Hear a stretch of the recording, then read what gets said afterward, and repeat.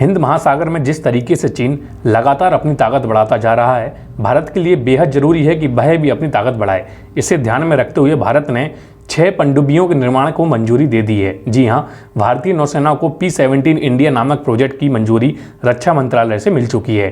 तो आज के इस वीडियो में हम इसी P-75 इंडिया प्रोजेक्ट पर विस्तार से बात करेंगे और जानेंगे कि क्या है यह प्रोजेक्ट, किस लिए है यह प्रोजेक्ट और इस प्रोजेक्ट से भारत के लिए क्या क्या फ़ायदे होंगे। वीडियो को आगे बढ़ाएं उसके पहले आपको बता दें कि अगर आप भारत में चल रहे ऐसे किसी भी डेवलपमेंट प्रोजेक्ट के बारे में जानने में रुचि रखते हैं तो आप हमारे इस चैनल को सब्सक्राइब कीजिए, बेल आइकन को भी प्रेस कीजिए, जिससे फ्यूचर में हम कोई भी ऐसा वीडियो डालें उसका नोटिफिकेशन सबसे पहले आपको मिले। तो चलिए बढ़ते हैं आगे। मेरा नाम है पंकज और आप देख रहे हैं इंडियन यूथ। सबसे पहले समझते हैं कि क्या है यह P-75 इंडिया प्रोजेक्ट। आपको बता दें कि भारत इंफ्रास्ट्रक्चर के साथ साथ अपनी सैन्य शक्ति को भी काफ़ी तेजी से बढ़ा रहा है। जैसा हमने देखा कि वायुसेना की शक्ति को बढ़ाने के लिए पिछले साल से ही भारत में रफाइल जेट आने शुरू हो गए। थल सेना की शक्ति को बढ़ाने के लिए अत्याधुनिक हथियार, बुलेट प्रूफ जैकेट आदि की मांग को पूरा किया गया। चूंकि भारत एक समुद्र से घिरा हुआ देश है, इसी वजह से वायुसेना और थल सेना के साथ साथ नौसेना भी भारत के लिए एक विशेष सेना मानी जाती है और नौसेना का मजबूत होना भारत के लिए बेहद जरूरी माना जाता है। और इसी के लिए P-75 इंडिया प्रोजेक्ट के तहत अब नौसेना के लिए विशेष हाईटेक पनडुब्बियों का निर्माण किया जाएगा जो कि दुश्मन के छक्के छुड़ाने में समर्थ होंगी। और इसी क्रम में भारत ने लंबे समय से पेंडिंग में पड़ी 6 अत्याधुनिक पनडुब्बियों के निर्माण के लिए P-75 इंडिया नामक प्रोजेक्ट को 43,000 करोड़ रुपए की मंजूरी दे दी है।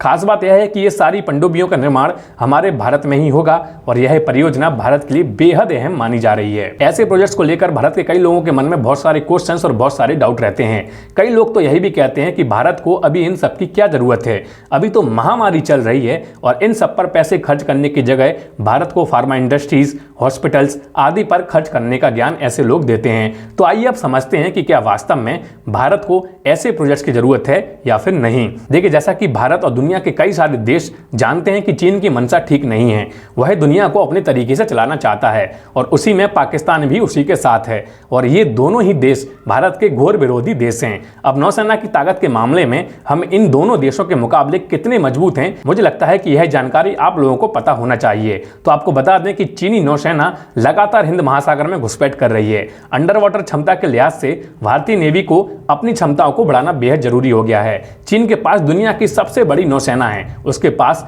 350 वॉरशिप, इसमें 50 परंपरागत और 10 न्यूक्लियर सबमरीन भी शामिल हैं। वह 2030 तक अपनी वॉरशिप की संख्या 420 तक करना चाहता है। और अगर हम वहीं बात करें भारत के बेटे की, मतलब कि पाकिस्तान की, तो हमारे बेटे के पास युआन क्लास की 8 डीजल इलेक्ट्रिक सबमरीन हैं और 054A टाइप के 4 वॉरशिप हैं। इसके अलावा पाकिस्तान ने $7 मिलियन की डील चीन के साथ की है, उसके तहत उसे और हथियार और नेवल प्लेटफॉर्म मिलेंगे। और अगर हम वहीं बात करें अपने प्यारे देश भारत की, तो हमारे पास आज की स्थिति में 150 वॉरशिप्स हैं और इन 150 वॉरशिप के बीच में 12 डीजल इलेक्ट्रिक सबमरीन भी हैं। ये काफी पुरानी हैं और अगर जरूरत पड़े तो इनमें से आधी तो ऑपरेशनल भी नहीं होंगी।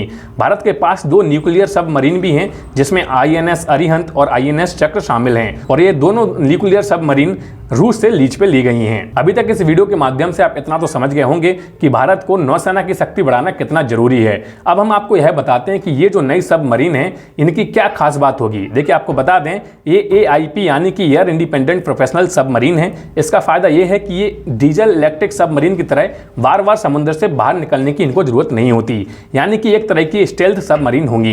इनकी और भी बहुत सारी खास फीचर्स हैं जिनके बारे में यहाँ पर मैं बात करना जरूरी नहीं समझता, क्योंकि हमारी भारत की सुरक्षा की दृष्टि का सवाल है। अब अगर यह वीडियो आपको पसंद आया, आपको लगता है कि इस वीडियो में मैंने आपको सही इंफॉर्मेशन दी है, एक अच्छी जानकारी आप लोगों तक पहुंचाई है, तो मैं आपसे रिक्वेस्ट करता हूं नीचे कमेंट बॉक्स में जरूर बताइएगा कि यह वीडियो कैसा लगा। इसके साथ साथ इस वीडियो को काफी ज्यादा शेयर भी कीजिएगा, जिससे और सारे लोगों को पता लगे कि कैसे हमारा भारत अब तेजी के साथ मजबूती की ओर आगे बढ़ रहा है। और ऐसे वीडियोस देखने के लिए मैं आपसे रिक्वेस्ट करता हूं कि आप हमारे इस चैनल को सब्सक्राइब कीजिए, बेल आइकन को भी प्रेस कीजिए, जिससे फ्यूचर में हमेशा कोई भी वीडियो अपलोड करें उसका नोटिफिकेशन टाइम पर आप लोगों को मिल जाए। तो उम्मीद है कि आप चैनल को सब्सक्राइब करके जरूर जाओगे। तो चलिए, आज के इस वीडियो में इतना ही, मिलते हैं अगले वीडियो में, तब तक के लिए जय हिंद, जय भारत।